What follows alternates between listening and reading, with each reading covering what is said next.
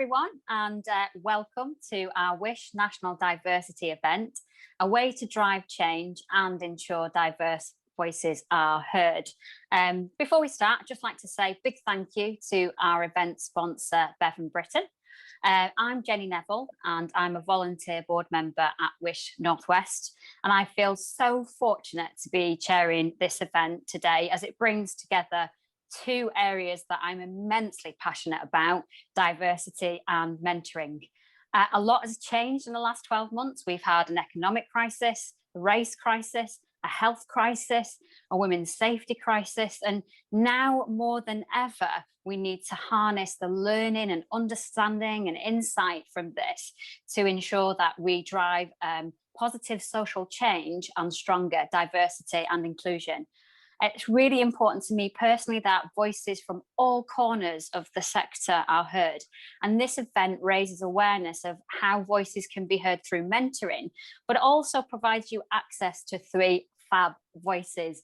We have a brilliant panel with us today. We are joined by Kate Dodsworth, Chief Executive of Gateway Housing, although soon to depart at the end of this week to join the regulator as Director of Consumer Regulation. We have Maureen Pascal, the Programmes Manager at Housing Diversity Network, and we have Tim Patel, the Revenue Services Manager at Bolton at Home. Now, before we invite the panel to share their perspectives with us, if I could just ask you all to use the chat function. If you've got any questions, I'll keep an eye on this and I'll pose those questions to the panel after they've spoken. So let's start. Okay, so Kate, could you start us off by outlining why diversity and inclusion is important? Oh, thanks, Jenny, and thank you once again for inviting me to speak. I'm really, really delighted to be speaking alongside Maureen and Tim and to be invited to the Wish event. And I would hope that with the audience today that we've got, I wouldn't have to make the case for diversity. So I think you've given me 10 minutes and I'll try and stick to that to set a bit of context. And I'll do that with two hats on, really.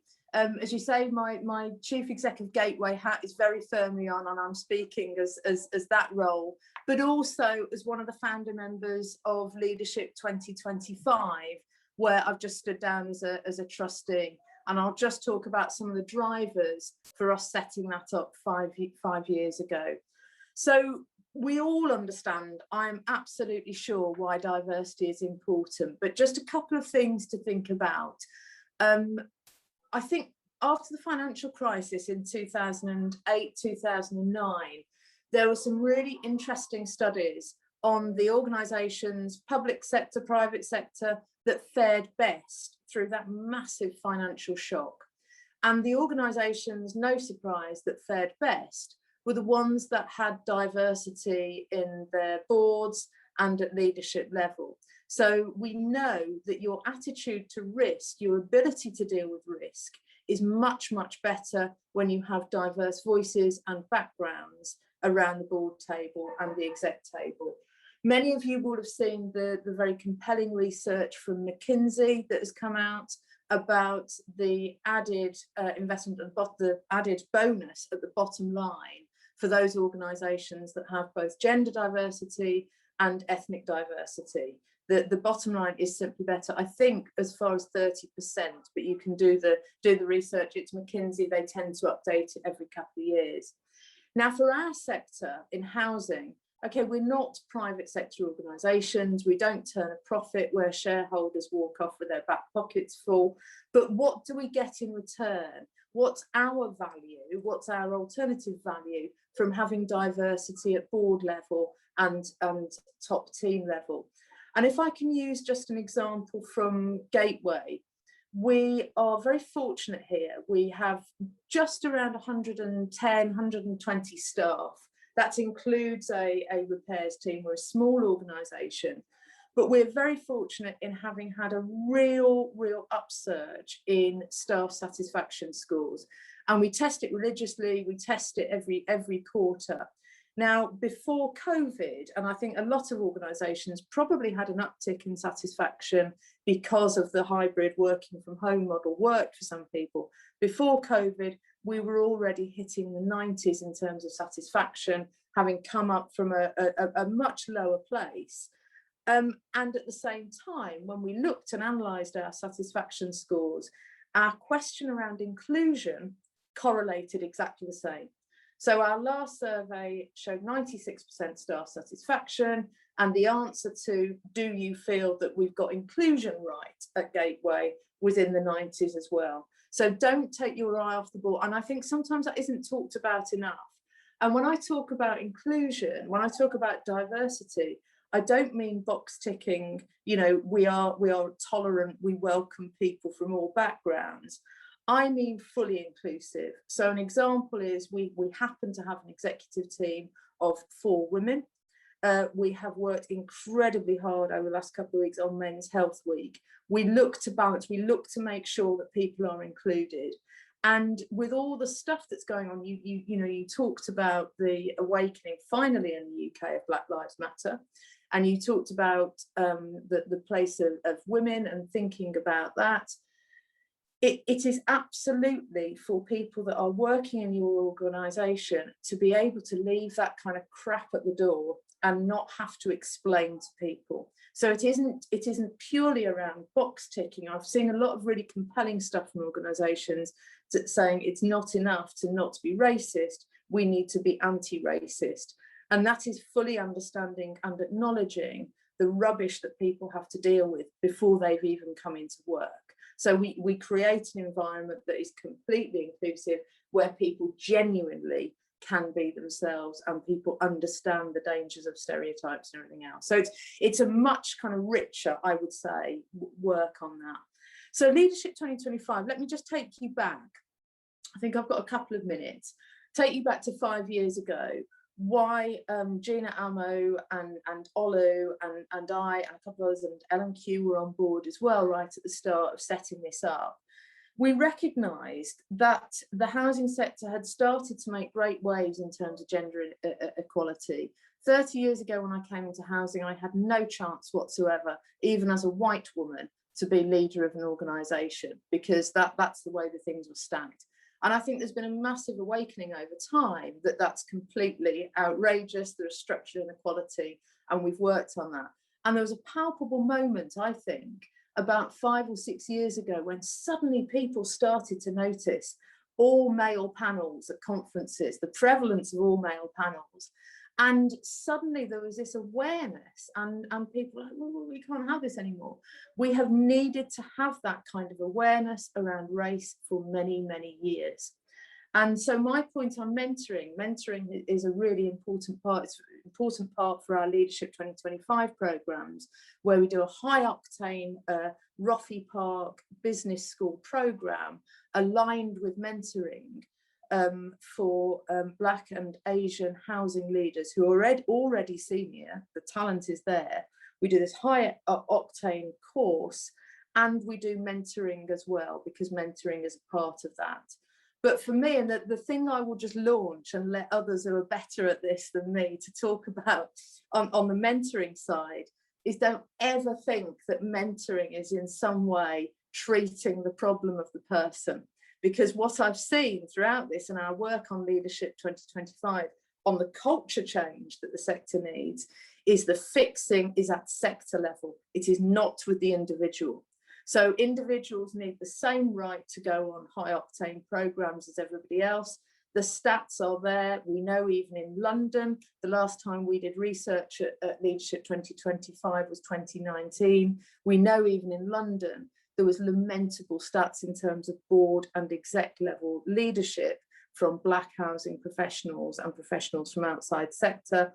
We know the stats don't lie, there is a massive gap, but it has to be around sector change rather than fixing individuals. So mentoring is brilliant. Open your networks, open your contacts, but let's do mentoring in a proper way that understands those nuances. So I think probably that's almost my 10 minutes up. Leadership 2025 now, we are a charity, which is brilliant. We've just got charitable status. We've taken on some really good trustees who will take on this sort of sector change around amending the culture of the sector to allow for greater inequality, for greater equality, and to address structural inequality. My final point, I think, is the housing sector. We've lauded ourselves that we are on the side of social justice and that we are on the side of communities for a long time. Those stats, as I say, are worrying in terms of the gap. So we have many years' work to do to reach parity, to make sure we really are a sector to be proud of, and that we have license to operate in our communities. So I'll leave it there, let others come in, and then happy to answer some questions later. Thank you. Thanks. Thank you very much. Maureen, Kate's just kind of described, given an introduction, and said that mentoring is, an important component of effective diversity and inclusion. Could you kind of explain to us what mentoring is, how it works, and what the value you get from mentoring? If you just want to unmute yourself, thank you. If I do want to unmute myself, which I certainly do. Thank you, Jenny. Thanks, Kate, and Tim when he's on in a moment. I found myself nodding to everything that Kate had to say just now, so that even though a lot of my sort of playtime is thinking about mentoring and sort of managing programs, I am of the same opinion that it's just one action in a suite of actions that we need to take in the social housing sector around redressing the balance. And I'm so in agreement about social justice. That's my background too. For me, ultimately, everything comes back to social justice. It's just not fair that some people are living in squalor and other people are not. How the hell, what do we do to make an impact on that situation? I've always been interested in the people who make the decisions in organisations. That's always been my bent. Even though I started off at Haringey Council many decades ago in the housing department, I very quickly switched lanes to the sort of training and workforce development side of things, because one, I found that working on the front line probably wasn't my bag. When an older lady accused me of taking her purse, and I thought I was trying to help her out by going into her house. But anyway, I soon discovered that actually helping people perhaps on the front line wasn't my best suit. I moved into training, and mentoring for me is almost like the purest form of training, in the sense that mentoring, if we're going to go into definitions, there's loads, but to keep it really simple, mentoring is the description of the process by which one individual shares their knowledge, skills, and experience with another individual purely for the benefit of that individual.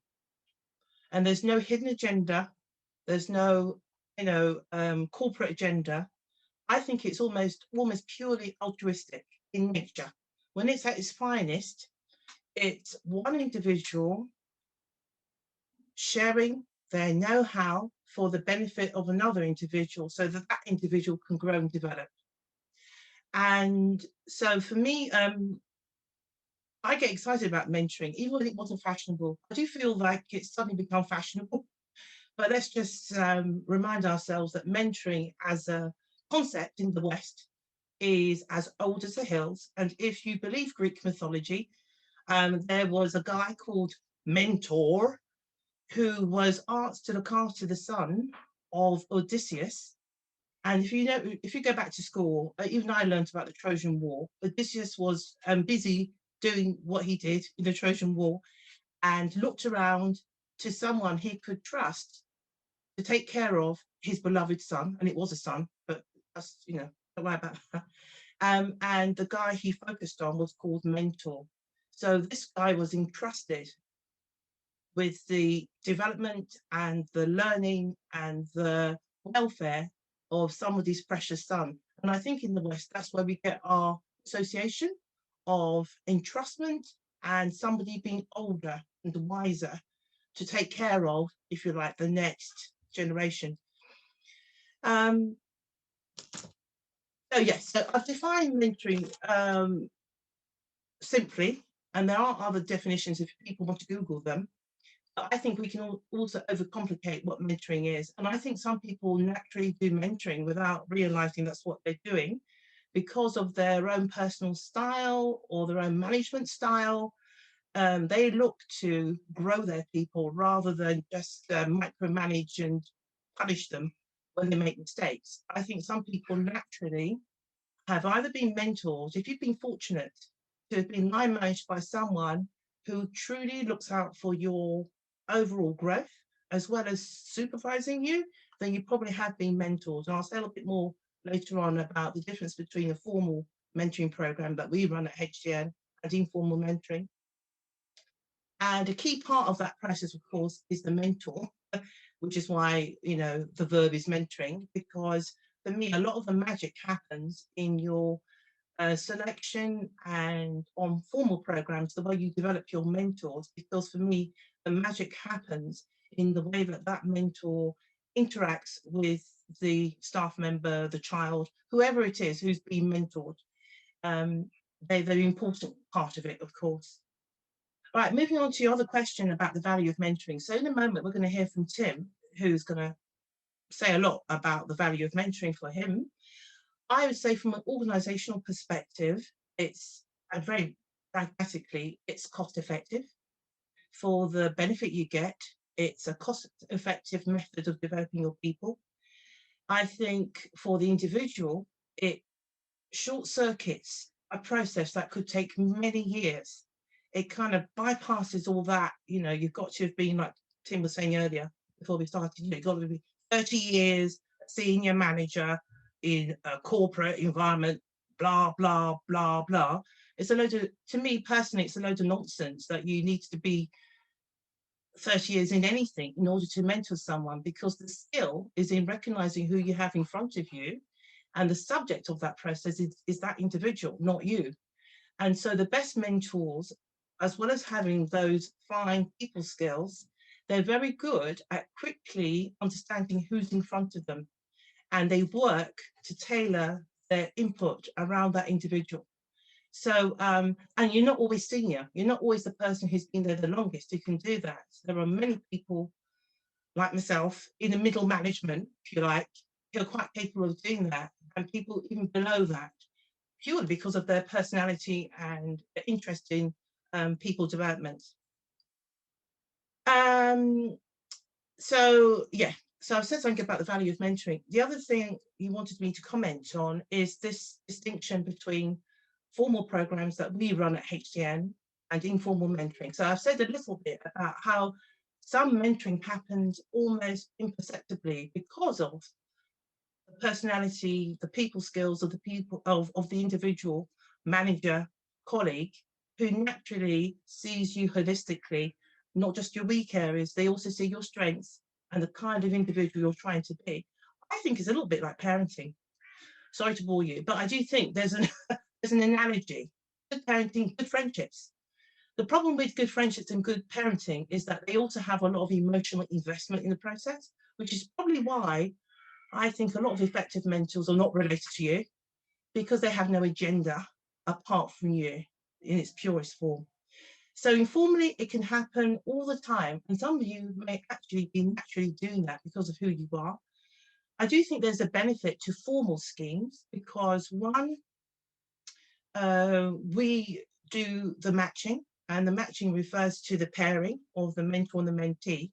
So we take out any kind of bias, and this is where I think it helps with EDI issues, is that we encourage people to accept the mentor they're allocated based on their trust, on us looking at what they say they need and what a mentor is saying they're offering. That's all that should matter. It shouldn't matter that this person doesn't look quite like me, is a different gender or a different sexuality, or you know, is deaf. It shouldn't matter. It should matter. What's the most important thing is the match between what's needed and what can be given in response. I think other benefits of a formal schemes like the ones that we run at HTN, and by the way, we do staff mentoring program as well as board excellence and board diversity programs, quick plug, is, can I quote one of our staff mentees? We had a celebration 2 weeks ago, closing the end of the 2021 staff mentoring program, which is national. And we had over 100, well, quite a lot over 100 people attend online. And this is a quote from one of the mentees. And I thought, thank you for giving me the gift of this quote, because I'm going to use it when I'm speaking on the panel. So this is what she said, not prompted by us at all. She says, there is an invisible strength and power within the staff mentoring program that is not orthodox or rigid. It's the energy and passion of the people and mentors involved in this program. So she's making a comment that with a program, there's more than just the one-to-one relationship. There are also the people who coordinate and do the matching and the admin and schedule, who also go into the content. And she says for her, the passion of the people and the mentors involved in this program who care about making a difference in the lives of housing professionals like mine and helping us to be the best that we can be. I think that's a terrific sort of outcome for that individual, but I also think it points to the value of a formal scheme where we kind of take care of, you know, disputes. They're very rare, but if there were to be a dispute, we would take care of them. And the other inputs that go into a formal scheme, training and psychometric profiling, we also put into our programs. So on that note, I'm going to stop because I think my 10 minutes is up, and also because you want to hear from Tim. Thank you, Jenny. Thank you, Maureen. Really interesting. We've got a question in the chat, but we'll come to that at the end. We did have a little technical issue with Tim. He disappeared temporarily, but he's back. So if we lose you, Tim, don't worry, it's fine. If we lose your camera, don't worry, just carry on regardless. So Tim, Maureen has spoken to us about what mentoring is and the value of mentoring. Can you, as a mentee, provide us with an overview of the experience that you've had and how you use that mentoring to kind of drive change and use it to kind of build confidence? Yeah, thanks, Jenny. Thanks to Wish for the invite. Good afternoon, everyone. Yeah, I'd like to share my experience from a practical perspective about mentoring, but most importantly, what it's allowed me to achieve. But I'd like to start by asking you all a question. As a frontline member of staff, could you ask your CEO for a chat about diversity? Or would you ask your CEO for a chat about diversity? And if there are any CEOs on the chat, I'd ask that question in reverse. Would you ask a member of staff about diversity? Have a think about that as I'm talking. The word mentor is brandished around in the media, in sport, in politics, in particular in the workplace. What does it actually mean? What does it actually give you? What does it actually allow you to achieve? I've thought about this over 15 months of being mentored, been incredibly fortunate to have had that relationship. And I've stumbled across 7 key elements that I think are incredibly important to me and that my mentoring relationship has actually given me and allowed me to achieve. First and foremost is confidence. The confidence to speak, the confidence for my voice to be heard, and in turn then the confidence to innovate. Within my own organisation, the confidence to be able to suggest roundtable discussions about diversity that have been shared across the organisation, bringing colleagues together to share their lived experiences. Often difficult subject matters that some within organisations may not necessarily want to hear, especially not least now with the uproar about the England football team taking a knee, the Black Lives Matter movement, the George Floyd scandal. But there's nothing more powerful in society today and more important than being able to have those conversations. But equally, on the back of those conversations, to then actually have some substantial actions that are going to be long lasting. And mentoring has enabled me to do that and have the confidence to do that. It's also given me the confidence to discuss my own lived experience in platforms that I didn't necessarily think were available to me, not least today, I guess. Why would anyone want to know my story? Why would anyone want to know about where my career journey might end up? But mentoring's allowed me that confidence and allowed me those platforms that I didn't think were available. And to be assured that what I'm saying is actually being heard. I, through the encouragement of my own mentor, spent a week over Christmas writing a short blog about my granddad's journey from poverty in India to fulfilling his own dreams of creating a life for himself in England. And mentoring has enabled me to do that. It empowered me to do that. And in turn, then equally, maybe even more proud to understand how his journey has shaped my own journey. So in short, the confidence to seek opportunity, to balance my personal interests with professional obligations, and to build relationships and sponsors within my own organisation that I didn't previously have, which I think is equally important as maybe networking outside. Secondly is self-awareness, working out goals with someone more senior, someone who you look up to, has required a serious amount of self-analysis around your own strengths, weaknesses and values. I don't think there's been a better time to self-reflect. The majority of us are working from home, no doubt in isolation, without the usual office distractions. My advice is to utilise that time to reflect, to understand what you want to achieve, and to shape your career. It's incredibly important, incredibly vital. And being a mentee has also shown me that focusing on strengths and making them better is paramount. I think as a society, we often focus on our weaknesses, and we're often told from a very young age that you're not good at something, you need to improve upon it. But actually, if a skill is a strength, it's probably because you're passionate about it, you enjoy it more, you focus on it. And so trying to improve that gives you more chance of actually making it even more successful. And that's something that mentoring has allowed me to achieve. Thirdly is new ways of thinking.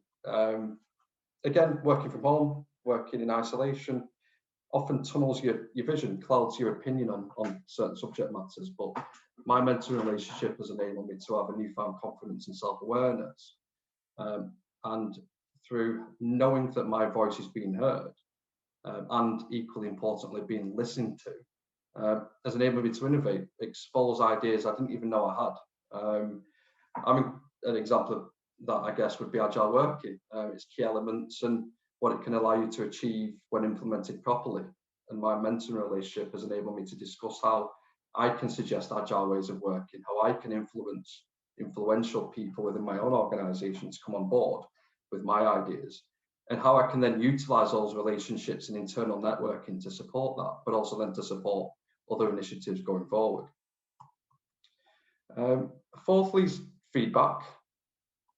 I believe it's incredibly important feedback, but I don't often think that we ask for it enough. Again, in referencing the pandemic, we've all had the opportunity to reflect over the last 16 months. And so capitalising on that opportunity is incredibly important. Understanding where you are, where you want to be, and asking for that feedback through a mentoring relationship is incredibly vital. Within my own role, I've learned that managers often struggle with delivering feedback honestly and effectively. And mentoring has enabled me to develop my relationships with my team in a more productive way. Receiving feedback from a mentor, somebody more senior, somebody that you look up to, has made me better within my own job. And that constructive feedback from my mentors in turn enabled me to take the steps to understand how I need to then impart my feedback upon my own team, enable me to communicate feedback in a much more effective manner, and understand how important it is to plan feedback, choose words and tones carefully, and tailor my style to the needs of my individual team. And mentoring has enabled me to do that. Never underestimate the power of language when it comes to diversity, when it comes to feedback, when it comes to having open and honest discussions. The power of language is incredibly important. I am incredibly passionate about English, and bizarrely took it at A-level. But yeah, I'd never really understood the full impact of the power of language until I embarked upon a mentoring relationship. Fifth is, and it stands to reason, I guess, is career development. The previous 4 areas I've discussed have enabled me to grow on a personal development perspective. But from a career development point, mentoring has allowed me to have better job satisfaction, made me feel more fulfilled and successful, and allowed more meaning within my own role, and in turn creating more fulfillment, growing my personal network outside of my own colleagues, introducing me to a whole range of inspirational and important people, none more so today. I've had will have an impact going forward on, on my career, but also taking me out of my comfort zone. Did I think a year ago, before embarking on a mentoring relationship, that I'd be sharing my experiences in a forum like this? Absolutely not. Would I have jumped at the chance to do it? Absolutely not. But mentoring has given me that confidence to do it. And it's also allowed me to change some of my perceptions about the housing sector in general, but also wider society. I've often perceived, for example, that as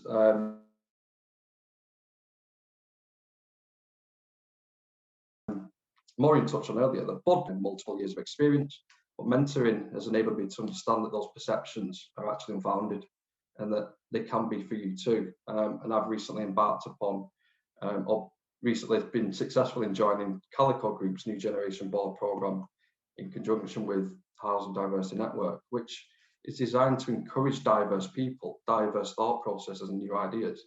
And without the support of a mentoring relationship, and my mentor who first suggested I apply, that opportunity never would have presented itself.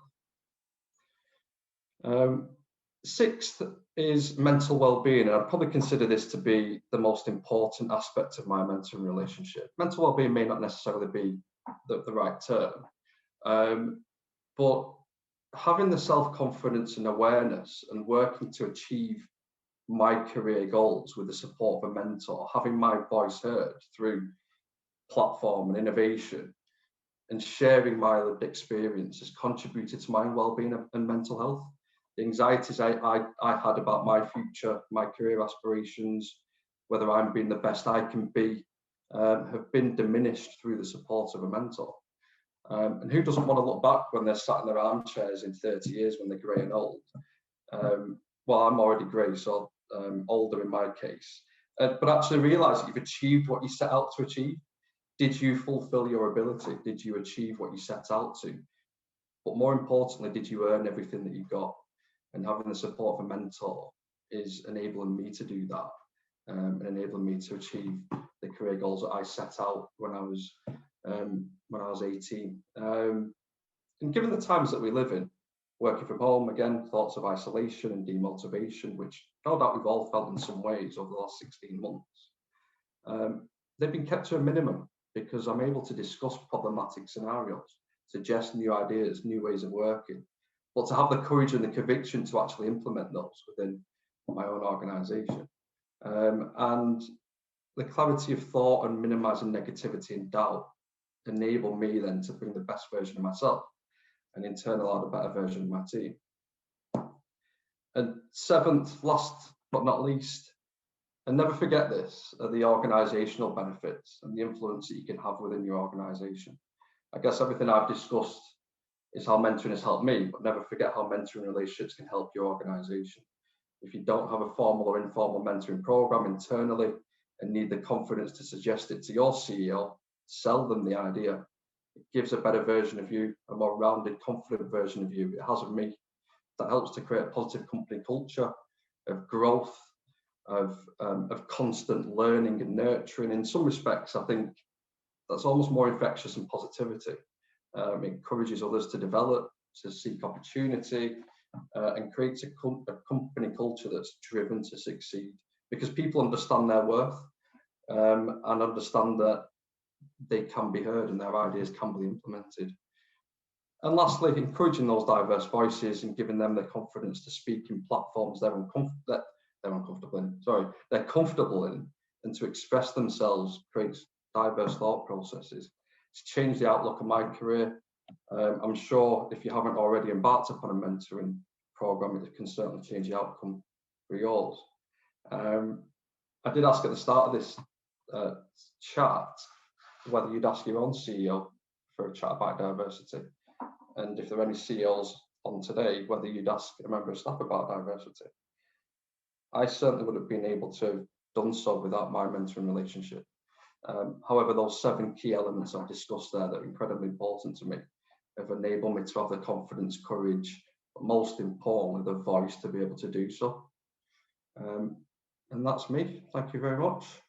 Brilliant. Thank you, Tim. We lost you, I think, for about 5 seconds. It might have been just me, but in case you lost Tim, the point he was actually making, and it's something we were talking about before this event in the backstage, he was saying about how prior to mentoring, he thought that board positions were primarily for white men in their over 50 who had worked at a really senior level.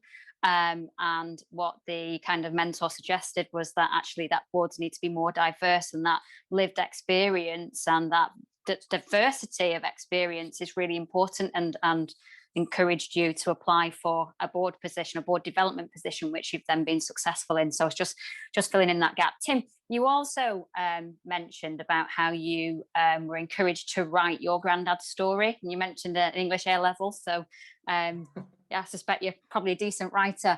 You might not, you might cringe when I say this, but I know you're new to LinkedIn and you have just literally joined LinkedIn. But can I encourage you to share that story that you've written on LinkedIn, and perhaps invite everyone on this event to connect with you and to read that story, and perhaps even everyone, if you could use it as encouragement to write and tell your own story as well, either from your own perspective or your family and your friends. But that's brilliant. Thank you very much to our panel and Tim. We've got questions coming in, so we're going to go straight into questions if I can. So the first question I'm going to go to is, so Tim, you've spoken about your experience and the value from a mentee, but the question is about whether any of the panelists have got experience as mentors and what the benefits have been to them in the respect of reverse mentoring. So Kate, can I direct that question to you? Can you pick that up? Yeah, sure. I'll have a go at that. And I think, I've been really fortunate over the years to mentor a number of people through different schemes. And what it's given me is just this incredible network of people who, they've gone on to get great positions and great jobs, not always in housing, but it's fantastic. And my mind it's sometimes I think it's going to explode, because there's this just fantastic network of people who will challenge me back about things. And I might talk about, stuff for half an hour that's going on in my role, and they might talk about stuff. These are people that I might have mentored 15 years ago, 10 years ago. And I tell you, the challenging questions I will always get from previous mentees that know exactly where to go. And it's just incredible. And if you are lucky enough to mentor, then that is the beauty of it. You will just get this very, very rich network of experienced people that will go off like a cobweb into different areas. And I've been extremely lucky for that. One thing, you expect me to be controversial, and I will be. Just one thing. I have seen over the years people take on mentoring, and I hope I haven't done it myself, and we should always have some of that self-awareness that Tim talks about. Because unlike coaching, it doesn't come with kind of years of training. Now, I've never done coaching training. I've never done that qualification. Mentoring can be a bit more informal.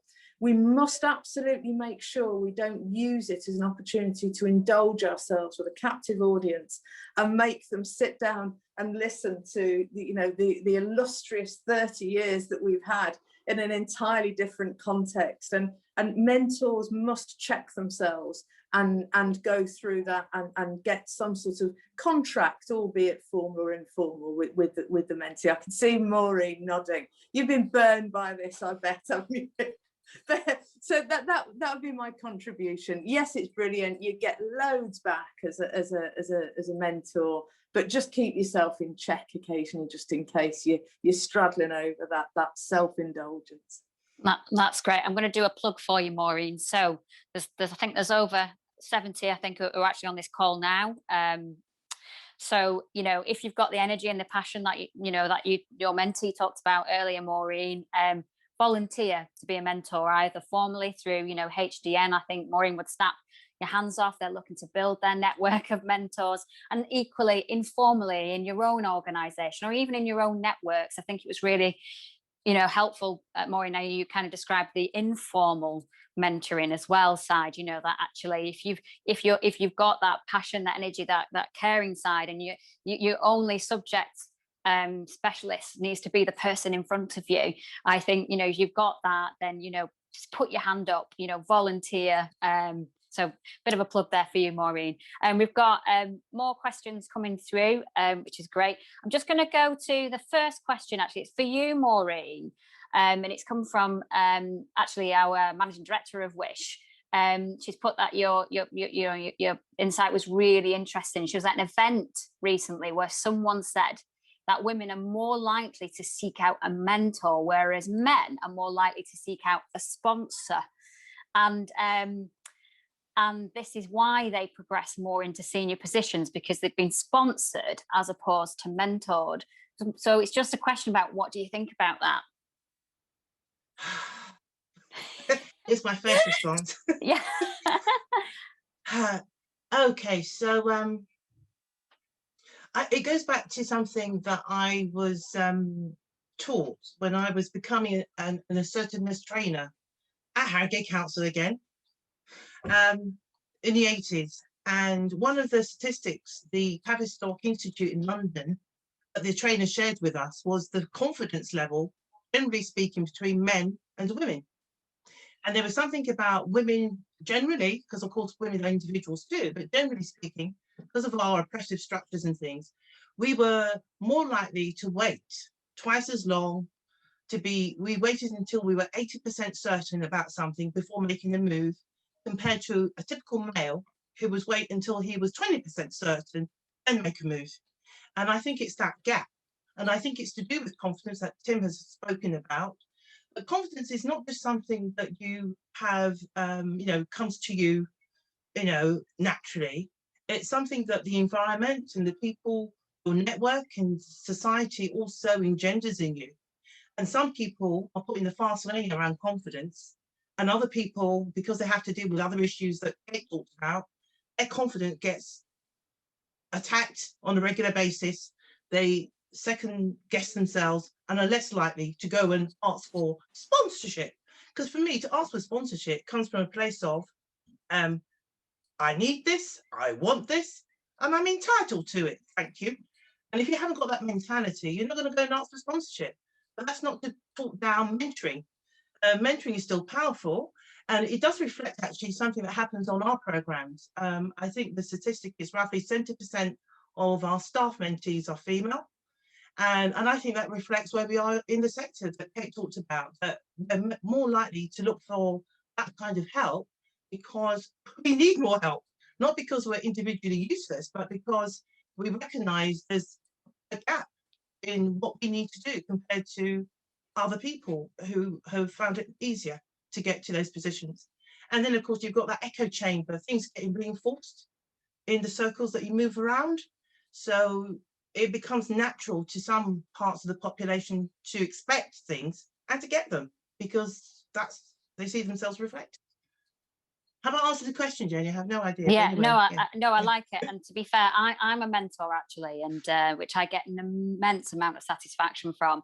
And actually, my mentee said to me that actually, if it wasn't for being pushed pushed into it, actually he wouldn't have put his hand up, because that actually they believed, and he was a BAME mentee, and he believed that actually they need to be deserving, and kind of always used to say to me, it needs to be a meritocracy.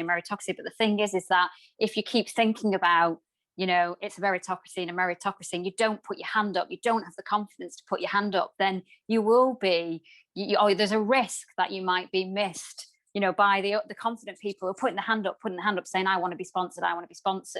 So it's a really good reflection. And I just wanted to add to that. So kind of my message to people here, following on from what Tim has been saying, be confident, put your hand up, and be confident in asking. And I suppose it comes back to your point at the start of your session, Tim, when you said about you have the confidence to go and ask. You're a senior leader as well. Got lots of positive comments coming into the panel members. Just another question, actually, Maureen, I want to come to you in terms of what's the kind of the first thing in terms of our audience now, they've listened to this session, what's the first thing or the one thing that they should do now? Okay, so if you know you've got a lot out of the system, personally, don't keep it to yourself. So going back to what you were doing for us earlier, put yourself out there and go and support somebody else as a mentor and give something back in that way. You will know if you've got a lot to give back. So that's one thing. If you're on the other side of that, is having listened to Tim and myself and Kate, take that risk, make an inquiry about whether or not mentoring exists in your organisation, informally or formally. And if it doesn't, make an inquiry about being sponsored to have a mentor outside of the organisation. And of course, I'm going to give a plug to HDN because, you know, we are the premier organisation around mentoring programmes in our sector. But there are other benefits to being part of a scheme that's external to your organisation. There is no hidden agenda. And I can assure you from the people who come on our programmes that sometimes with internal programmes, it's very hard to be yourself, which is what Tim's been saying, because the person line managing you is in the same senior management team as your manager. It's very hard just to be yourself and to be honest about what you need. So I would say if you've got a lot, if you've acquired a lot and you've been fortunate, please consider volunteering as a mentor. And if you are still considering what help you need, consider becoming a mentee and do yourself a favour, go and ask for a mentor. That's what I would say, Jenny. Brilliant, super. Right, Tim, this is a tricky question and I'm going to come to you first, if I may. And it's you know, again, the chat's really positive, and this question says, you know, some immensely positive and powerful examples and about how we can make a difference with mentoring. But what are the possible risks or any specific challenges in relation to mentoring or diversity initiatives such as this that you might have experienced or we might need to be guarded about? Thanks for that one, Jen. I guess my concern with potential risks would be that it's the same people and the same responsibility on those people who need to start implementing these things, need to start having those discussions, creating real action, and then driving change forward. And so the responsibility on leaders in senior leadership teams across the sector, across the organisations that we all work for, is massive. And are those people prepared to take on that burden and continually reevaluate diversity, continually reevaluate the purpose of why we're having this discussion today? And I always go back to referencing, and I have done in plenty of conversations around the Rooney Rule, for example. The Rooney Rule is something that's used widely, more commonly, I guess, in America, and particularly in the NFL. It's all well and good having a rule that states that, you know, in particular the Rooney Rule, a BAME person must be interviewed for a particular vacancy. But are the people that are implementing the rule doing that properly, effectively, efficiently, and based on merit, or are they doing it based on ticking a box to say that they've interviewed a BAME candidate? And so those would be the attributed risks for me, if I'm being perfectly honest. But also, diversity should be ingrained in a culture. So we talk about, and Maureen and Kate have quite rightly discussed culture. Diversity should be at the forefront of culture across organisations, from the way that you recruit through to the way that somebody leaves your organisation. Diversity should be at the forefront of absolutely everything that you do.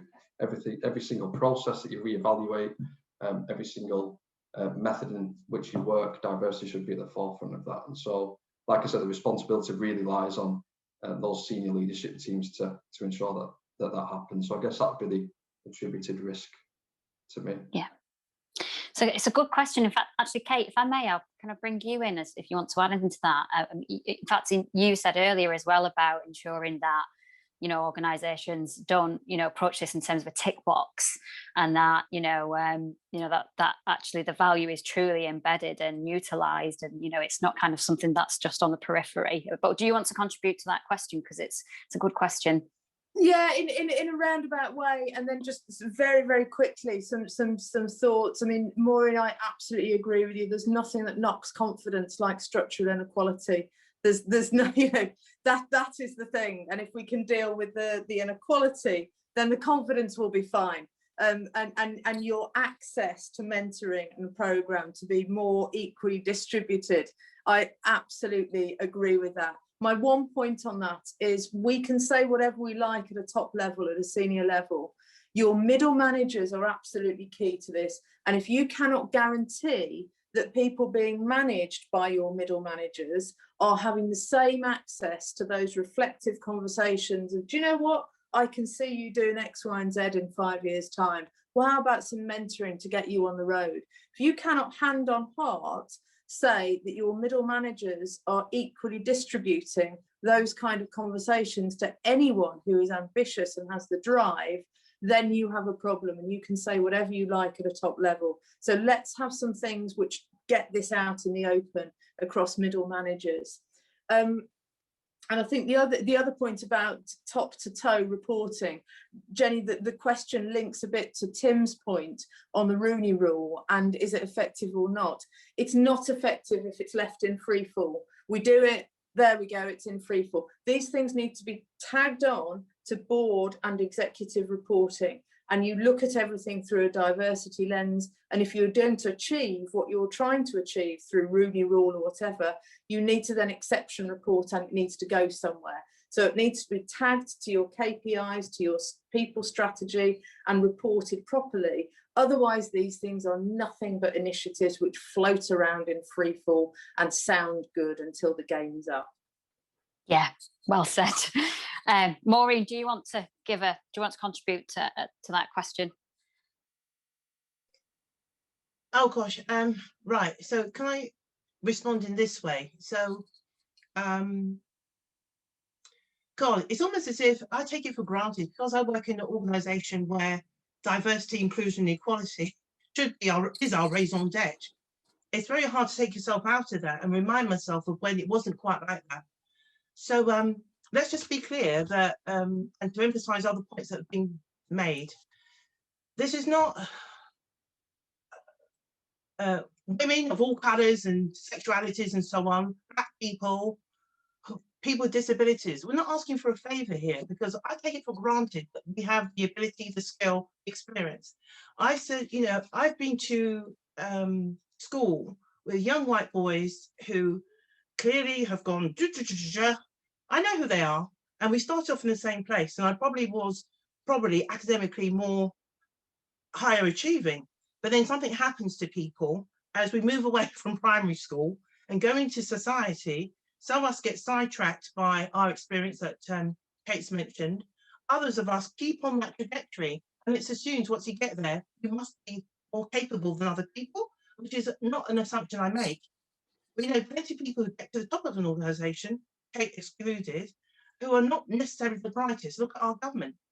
But they've got there. And yet somehow in the way that we look at people, we make a judgment about how senior they are equals more capable, which is nonsense. And that's what needs to be challenged. And I think the people in those positions, they need to explain how they got there rather than us, middle managers, having to justify why we should be at the table.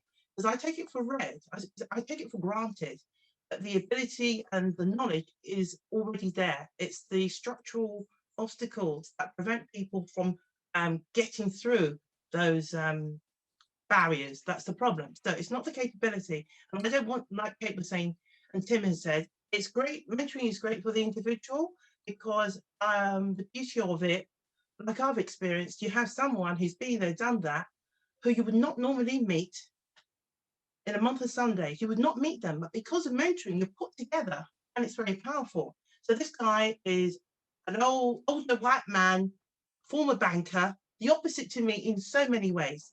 But he said something to me not so long ago, and that was, be yourself, Maureen. I found that so, he just said, be yourself. Stop going on about, well, you don't have the senior financial background. I said, thank you for saying that, because that's what I need to hear again. Is that very often we're asking for things which can be taught or learned. But we make it such a high threshold that people don't see themselves in those roles and they don't go for them. So that's my answer to that question, is that mentoring helps to short circuit some of that received wisdom about who should be making decisions. And it puts people together who may not necessarily come into contact, and both parties can educate each other. And that's a nod to a question about reverse mentoring, that mentors learn as much as the mentees in the mentoring process. Let's be absolutely clear, and they stand to benefit by putting some of that mentoring and coaching skill into practice. Again, I've waffled, Jenny, because I've got so much to say about all, about all these things that I just have to get some things out. No, it's very welcome. You waffle away. That's all good stuff. And we've had, interestingly, we've had a good kind of exchange on the chat. And I think there's been a good conclusion in the exchange on the chat that actually I think organisations should do away with sponsorship and sponsoring schemes. And actually we should have mentoring schemes. But a really interesting exchange there on the chat. We're running out of time, but I've got a couple more questions. And one really quick one for you, Maureen, which will come to at the end. But before I get onto that one, the second to last question is, do you have to be a mentee to be an effective mentor? I've got a view on this, but Kate, can I start with you? Do you have to be a mentee before you can be an effective mentor? No. Good. Tim, have you started mentoring yourself? Now you've been on a 15-month mentee program. Have you started mentoring? I'm hoping to be. What's interesting, I guess, from Kate's short answer there is that I've seen it. I'm potentially going to see it from the other side. So I haven't been a mentee to become a mentor. But in answer to that question, it's about having the passion for people, I think. And if you have a passion for people, you can be a mentor or a mentee. It's irrelevant what your experience is, to be honest. Yeah, I totally agree with that. And again, rewind right to the start of what Maureen was saying. It's about, actually, it's that if you've got that passion because you really want to make a difference, you know, and that care for other people, then that's way more important than having experience of having been mentored to be a successful mentor. Quick question for you, Maureen. One of our delegates has asked what psychometric tests you use in your mentoring programs. So at HDN, and even before I joined HDN, we used to use DISC. I don't know if you know what DISC is, based on this theory. And we use something called personality performance profiling indicator. We stopped using that. We've moved over to strengths scope, which is a strengths-based psychometric profiling tool. And we're introducing that this year. So that's the answer to that, strength scope. We've invested quite a lot of money in that work, and that's what we're going to be doing, because totally what like Tim said, we're focusing on strengths. Our program is all about strengths, and people have those anyway. You don't need to teach them those.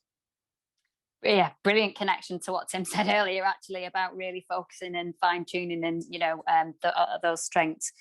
I'm going to be cheeky, actually. We have got one more minute, and we've got other questions, and for those delegates who've asked questions and I've not got to them, is it all right, Maureen, and to our panelists, if you feel free to, you know, send a message on LinkedIn or to, you know, connect with us and send us any kind of questions offline.